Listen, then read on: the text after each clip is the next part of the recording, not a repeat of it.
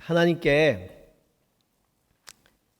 인생이 너무 힘들어서 그 인생을 토로하기도 하고 또 길을 묻고자 장래 제가 걸어가야 할 그 길을 묻고자 금식하고 기도했었던 적이 있습니다. 그때 하나님께 소명을 받았습니다. 참 당황스럽고 또 원망스러웠습니다. 절대로 이건 아니라고 부인을 했고요. 나중에는 강하게 하나님께 항변을 했습니다. 제 인생을 이토록 힘들게 하시는데 거기다가 제가 그토록 싫어하는 이 길을 가게 하시냐고 막 항변을 했습니다. 그러나 하나님은 동일하게 3번이나 제게 말씀을 하셨습니다. 그리고 하나님의 임재를 깊이 경험하게 하셨습니다. 그때 하나님을 신뢰하는 믿음이 생겼습니다. 하나님에 대한 신뢰는 질문과 항변을 찬양과 기도로 바꾸셨습니다. 저의 항변은 기도로 바뀌었고 기도원을 내려올 때는 이미 찬양으로 바뀌어 있었습니다. 그 당시 제가 대학 도서관 지하에서 그 지하 카페에서 알바를 했었는데 그 책임자가 권사님이셨습니다. 그 권사님이 그렇게 바뀐 저의 모습에 너무 의아해 하셨던 그런 기억이 납니다. 무슨 좋은 일이 있었냐고. 그래서 제가 저와 하나님만이 아는 좋은 일이 있었다고 그렇게 대답을 했었습니다. 하나님을 경험한 하박국은 정말 진정으로 하나님을 경외하게 됩니다. 하나님의 대답이 자기 마음에 들어서가 아닙니다. 하나님의 섭리를 받아들였기 때문입니다. 하나님을 신뢰했기 때문입니다. 하나님의 섭리를 받아들인다는 건 하나님의 주권을 받아들이는 것을 말합니다. 하나님의 그 주권을 인정하는 순간 하나님을 경외하는 신앙이 시작됩니다. 지난주에 묵상한 것처럼 하박국의 질문은 하박국의 기도로 바뀌었습니다. 주님, 이제 주님의 일을 이 시대에 새롭게 행하시옵소서. 그것을 알게 하옵소서. 이 시대에 당신의 부흥을 일으키시옵소서. 주님, 당신의 심판을 수용합니다. 그러나 그 가운데에서도 긍휼을 베풀어 주십시오. 주님, 하나님의 영광을 위대하심을 찬양합니다. 이제 잠잠히 성전에 계신 하나님께 나아갑니다. 그는 이렇게 기도했습니다. 성도 여러분, 기도의 극치는 찬양입니다. 그리고 또한 결단이고 선포입니다. 하박국의 기도는 찬양으로 바뀌고 그 찬양은 다시 결단과 선포로 바뀌고 있습니다. 성도 여러분, 신앙생활하는 중에 여러분의 항변, 여러분의 원망 이런 것들이 기도로 바뀌고 그런 기도가 다시 찬양으로 바뀌고 그 찬양이 다시 결단으로 그리고 선포함으로 바뀌었던 그런 경험을 하신 적이 있습니까? 저는 이 하박국의 이 경험이 이 시대 오늘 저와 여러분의 경험이 되기를 주의 이름으로 축원합니다. 자, 오늘 본문 가운데 이제 하박국의 결단을 묵상합니다. 하박국의 마지막 부분입니다. 하박국은 무엇을 결단하고 있습니까? 첫 번째는 하나님의 때를 이제 인내함으로 기다리겠다고 결단하고 있습니다. 그는 이렇게 고백합니다. 그 하나님의 임재하심 앞에서 뼈가 떨리고 심장이 뛰고 입술이 떨리고 뼈가 녹고 다리는 후들거렸다. 그렇게 고백하고 있습니다. 창자가 뒤틀리고 입술이 떨리고 뼈가 속에서부터 썩어 들어가고 다리가 후들거린다. 세상을 다스리시는 하나님의 그 임재 앞에서 자신이 무너져 내립니다. 하나님을 경험한 사람들은 하나님의 때에 하나님의 일하심을 기다릴 수밖에 없습니다. 세상을 창조하시고 세상을 다스린 하나님의 주권을 깨달았기 때문입니다. 하나님을 경험하지 못했을 때는, 하나님을 제대로 알지 못했을 때는 여전히 내가 세상의 주인으로 생각합니다. 그래서 자기 생각, 자기 계획, 자기의 뜻대로 하나님에 대해서 말합니다. 하나님의 뜻을 이야기합니다. 심지어는 하나님을 내 마음대로 조종하려고 합니다. 그런데 하나님을 경험하면 달라집니다. 여러분, 심장이 뛰고 입술이 떨리고 뼈가 녹고 정말 이 창자가 썩어 들어가는 것 같고 다리가 후들거리는 그런 하나님의 임재의 경험을 해보셨습니까? 그런 경험이 없다고 한탄하지 않기를 바랍니다. 사실 이런 경험을 한다는 게 얼마나 두렵습니까? 우리 모두 하나님 경험해보고 싶습니다. 그러나 사실 이 경험은 매우 두려운 경험이, 창자가 썩고 뼈가 녹아 들어가고 다리가 후들거리고 심장이 막 터질 것 같고 얼마나 두려운 경험이겠습니까? 이건 죽음 직전까지 가는 경험입니다. 모든 그리스도인들에게 이런 경험이 필요하다면 하나님은 모든 그리스도인들에게 이런 경험을 하도록 하셨을 거예요. 그런데 사실은 이런 경험을 하는 자가 몇이나 되겠습니까? 이 경험이 반드시 필요한 자, 그리고 그것을 감당할 수 있는 자에게만 하나님이 이 경험을 허락하십니다. 시내산에서 하나님 이스라엘 백성들이 시내산에 가까이 오지 못하도록 명령하셨습니다. 가까이 하면 죽을 것이라고 말씀하셨습니다. 하나님을 가까이 하면 죽습니다. 심지어 모세가 시내산에서 내려왔을 때 그 얼굴의 광채를 볼 수 없어서 사람들이 쳐다볼 수 없어서 죽을 것 같아서 모세가 수건으로 얼굴을 가렸습니다. 우리의 지난 역사들을 쭉 살펴보면 이런 경험이 없어도 성령의 감동과 말씀의 깨달음만으로도 하나님의 뜻을 깨닫고 그 하나님의 뜻을 위해 목숨을 바쳤던 수많은 신앙의 선배들이 있습니다. 예수님도 말씀하셨지요. 내가 본고로 믿느냐 보지 않고 믿는 자가 복되도다 하셨습니다.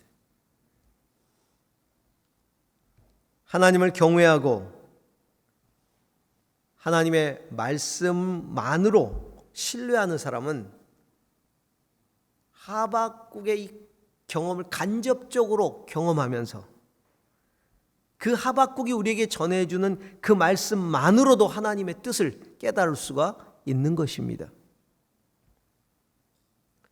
지금 우리들 스스로 자신이 하나님과 동행하고 그리고 하나님의 뜻을 알아서 순종하려고 애를 쓰고 있다면 하나님은 내게 감당할 수 있는 만큼 역사하고 계시는 겁니다.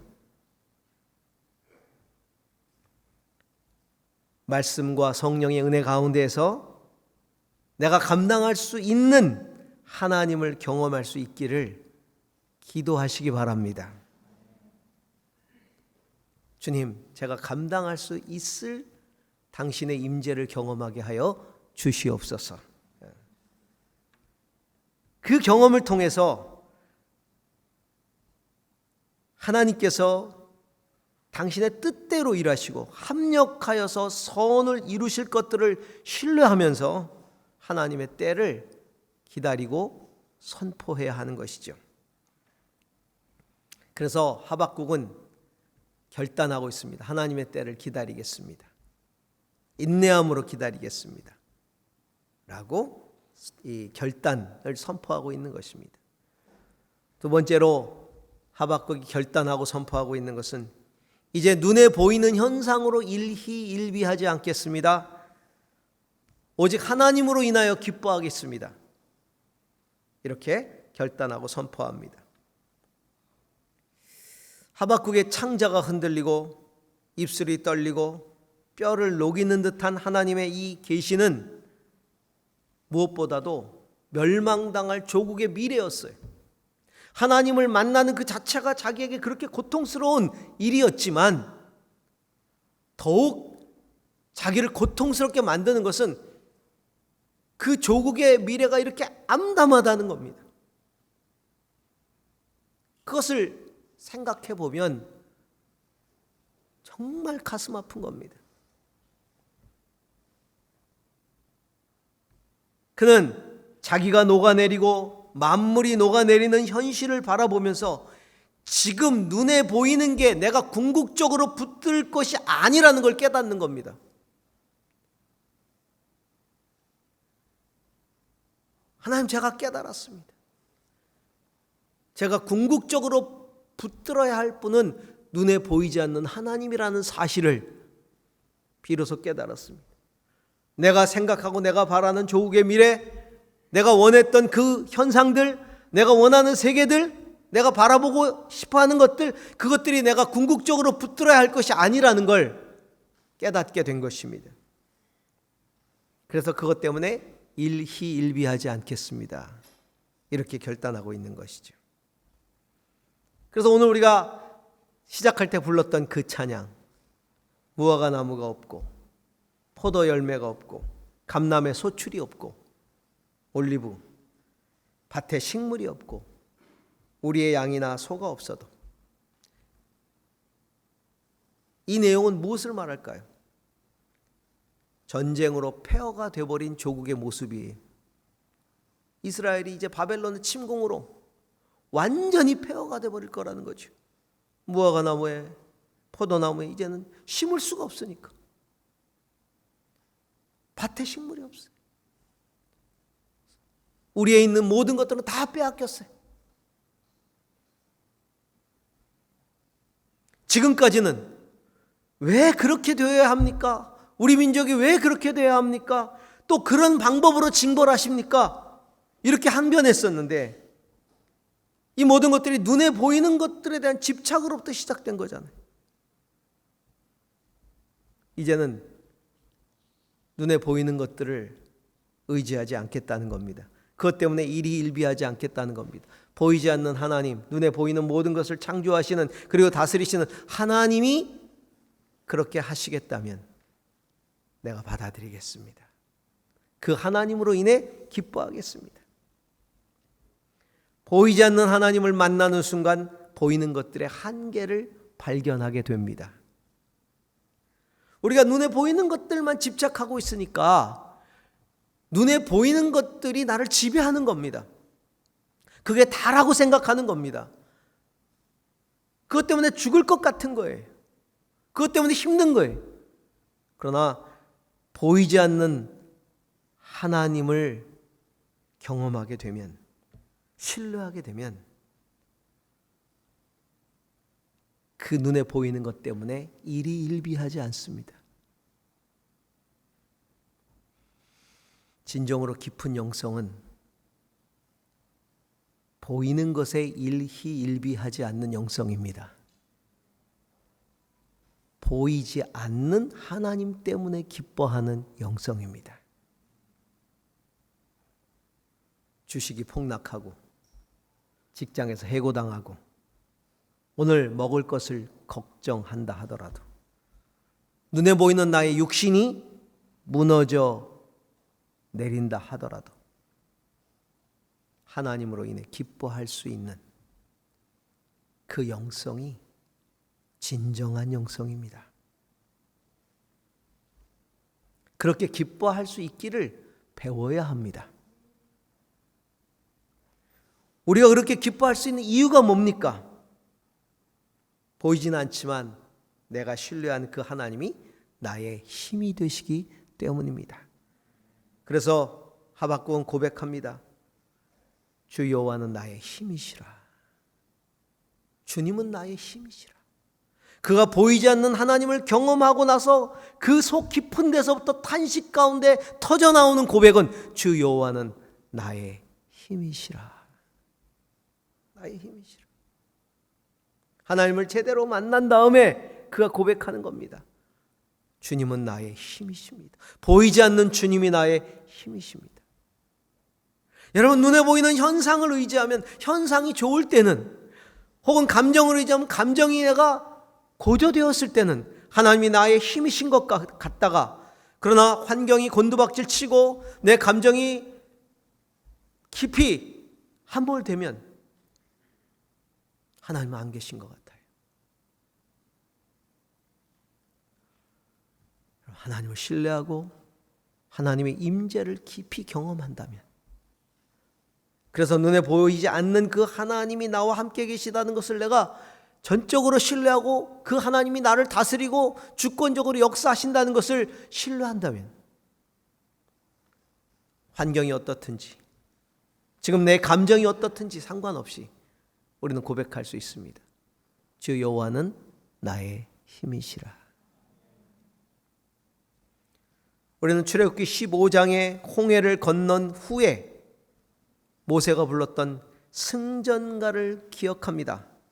모세는 주 여호와는 나의 힘이시오 노래시며 나의 구원이라고 노래합니다. 눈에 보이는 앞에 있는 홍해, 눈에 보이는 뒤에 따라오는 애국 군대, 죽을 것만 같았습니다. 그런데 눈에 보이지 않는 하나님이 눈에 보이는 홍해를 가르시고 눈에 보이는 애굽을 군대를 수장시켜 버리셨습니다. 그것을 경험하고 나서 여호와는 나의 힘이시오, 나의 노래시오, 나의 구원이시라, 이렇게 고백하는 겁니다. 이스라엘 백성들이 바벨론의 포로로 잡혀갑니다. 그리고 포로로 잡혀갔을 때 그들이 잃어버린 것이 있습니다. 그것은 노래를 잃어버립니다. 하나님을 향한 노래를 잃어버렸습니다. 그 노래를 잃어버린 그 내용들, 그 참담한 마음을 시편 137편에 기록하고 있습니다. 개역 개정판으로 보면 우리가 바벨론의 여러 강변에 앉아서 시온을 기억하며 울었도다. 그 중에 버드나무에 우리가 우리의 수금을 걸었나니 이는 우리를 사로잡은 자가 거기서 우리에게 노래를 청하며 우리를 황폐하게 한 자가 기쁨을 청하고 자기들을 위하여 시온의 노래 중 하나를 노래하라 함이로다. 우리가 이방 땅에서 어찌 여호와의 노래를 부를까? 예루살렘아, 내가 너를 잊을진대 내 오른손이 그의 제주를 잊을지로다. 바벨론의 포로로 잡혀가서 바벨론 강가에 기도하러 갔는데 거기서 그 땅을 지키는 사람들이 포로를 붙잡아다가 노래를 시키는 거예요. 너희 나라 노래를 좀 불러봐라. 시온의 노래를 불러봐라. 내가 어찌 이방 땅에 사로잡혀 와서 시온의 노래를 부를까? 차라리 내 재주가 다 잊어버려지고 그래서 노래를 부르지 않았으면 좋겠다. 그 이스라엘 백성들이 포로에서 돌아옵니다. 그리고 성전을 다시 재건을 하죠. 그리고 부른 노래가 시편 118편 14절에 이렇게 고백됩니다. 여호와는 나의 능력과 찬송이시오 또 나의 구원이 되셨도다. 여러분, 눈에 보이는 것 때문에 일희일비하지 않으시기 바랍니다. 보이지 않는 하나님의 다스리심을 신뢰하십시오. 하나님은 우리와 함께 하십니다. 역사하십니다. 사도 바울은 항상 기뻐하라, 쉬지 말고 기도하라, 범사에 감사하라. 이는 그리스도 예수 안에서 너희를 향하신 하나님의 뜻이니라. 이렇게 말씀하셨습니다. 기뻐하십시오. 기도하십시오. 감사하십시오. 하나님 우리와 함께 하십니다. 그가 세 번째 결단하고 선포하는 것이 있습니다. 내가 이제 하나님을 의지해서 하나님이 세우시는 곳에 올라갈 것이다. 지금까지는 그 상황 앞에 맥없이 주저앉아 있었습니다. 그리고 하나님 만나고 그의 다리가 후들거렸습니다. 그는 이제 고백합니다. 이제는 하나님만을 의지하겠다. 하나님이 내 발을 암사슴의 발같이 강하게 하실 것이다. 이제 나는 하나님이 이끄시는 대로 높은 곳을 다니게 될 것이다. 19절의 고백대로 주 하나님은 나의 힘이시다. 나의 발을 사슴의 발과 같게 하셔서 산등성이를 마구 치닫게 하신다. 하나님 안에서 새 힘을 얻게 되는 것입니다. 우리가 의지할 분은 하나님밖에 없습니다. 그는 패망해가는 그리고 악한 조국의 현실을 바라보면서 절망했습니다. 주저앉았습니다. 하나님이 어떻게 심판하실 것인가를 듣고는 더 맥이 빠졌습니다. 이제 막내에 올라가서 하나님이 뭐라고 말씀하신 내가 들어보겠다고 항변을 했습니다. 하나님의 응답을 듣고 그는 이제 내가 의지할 분은 하나님밖에 없습니다. 의지할 분은 하나님밖에 없습니다.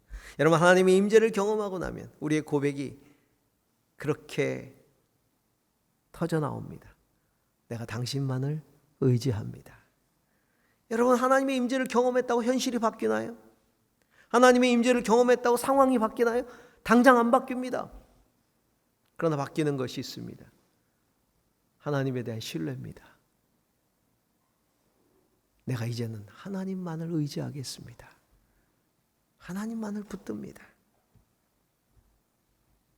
하나님이 나를 강하게 하실 것입니다. 사슴의 발과 같이 내가 맥없이 주저앉아 있었고 하나님 만나고 내 다리가 후들거릴 정도로 그렇게 내가 두렵지만 이제는 내가 하나님 붙듭니다.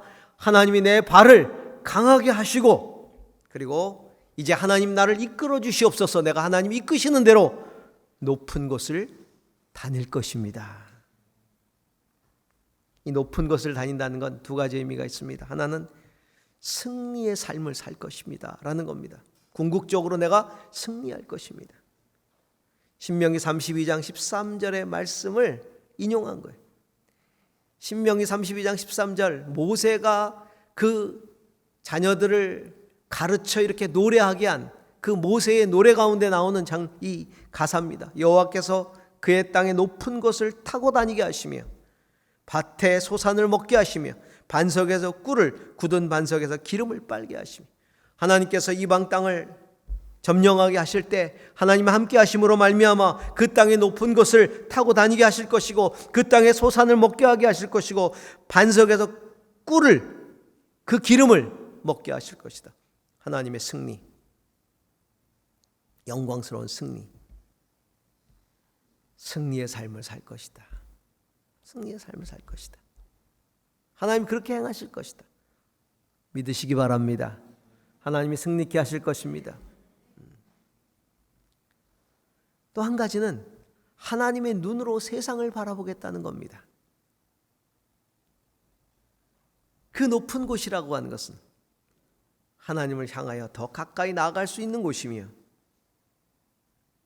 하나님의 눈으로 세상을 바라볼 수 있는 곳입니다. 내가 하나님을 의지하리라. 하나님께 더 가까이 가리라. 그리고 그곳에서 하나님의 눈으로 세상을 바라볼 것이다. 하나님의 눈으로 세상을 바라볼 것이다. 역사를 다스리시는 하나님의 섭리를 하나님의 눈으로 지켜볼 것이다. 여러분, 믿음이 깊어지면 영적인 눈이 열린다 그러잖아요. 눈이 열리면 하나님의 눈으로 인생을 바라봅니다. 하나님의 눈으로 세상을 바라봅니다. 하나님의 눈으로 역사를 바라봅니다. 하나님의 시각을 갖게 됩니다. 그것이 높은 곳입니다. 하나님을 의지하는 자에게 하나님이 주시는 축복입니다. 사랑하는 성도 여러분, 하나님께서 우리를 정말 암사슴의 발같이 강하게 하시고 하나님이 이끄시는 그 높은 데로 다니게 하시는 그 은혜를 경험할 수 있기를 주의 이름으로 축원합니다. 자, 하박국 1장에서 하박국은 염려하고 의심하는 자리에 있었습니다. 하박국 2장에서 그는 바라보고 기다리는 자리로 나아갑니다. 기도하는 자리로 나아가죠. 그리고 하박국 3장에서는 그가 하나님을 찬양하고 결단하는 자리에 서게 됩니다. 여러분, 우리는 지금 어느 자리에 있습니까? 염려하고 의심하는 자리에 있습니까? 바라보고 기다리는 자리에 있습니까? 찬양하고 예배하고 결단하는 자리에 있습니까? 우리는 하박국 3장 결론 그 자리로 가야 합니다. 예배하고 결단하고 선포하는 자리로 가야 하는 것입니다.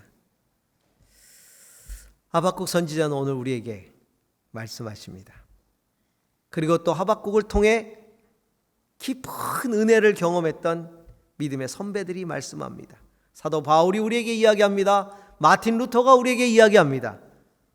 오직 의인은 믿음으로 말미암아 살리라.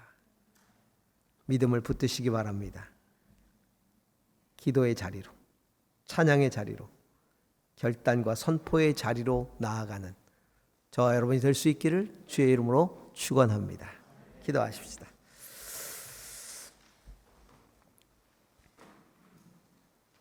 하나님,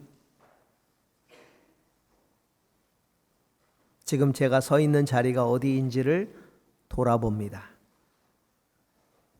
주여, 눈에 보이는 것들에 일희일비하지 않는 자리, 하나님을 신뢰하는 자리, 기도하고 선포하는 자리, 결단하는 자리, 하나님을 더 가까이 하는 자리, 하나님이 눈으로 세상을 바라보는 자리, 그 높은 자리까지 암사슴의 발처럼 강하여 뛰어 올라가게 하여 주시옵소서. 오직 의인은 믿음으로 말미암아 살리라 하신 그 말씀을 붙들고 오늘도 우리가 처한 상황이 어렵고 힘들어도 그 가운데 믿음은 가지고 주님을 의지하는 우리의 믿음 되게 축복해 주시옵소서. 예수님 이름으로 기도합니다. 아멘.